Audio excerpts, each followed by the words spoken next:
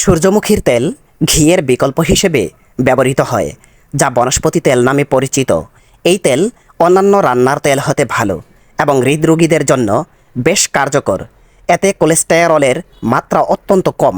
এছাড়া এতে vitamin A, D এবং ই রয়েছে, যার কারণে 1975 সাল থেকে সূর্যমুখী একটি তেল ফসল হিসেবে বাংলাদেশে চাষাবাদ হচ্ছে। বড় বড় কোম্পানিগুলো সয়াবিন তেলকে যেভাবে শহর থেকে গ্রামের প্রতিটি মানুষের জন্য সহজলভ্য করে দিয়েছে, এভাবে সূর্যমুখীর তেলকে সহজলভ্য করা গেলে বেশিরভাগ রোগবালাই থেকে নিরাপদ থাকত মানব সভ্যতা। সূর্যমুখী এক ধরনের একবর্ষী ফুল গাছ।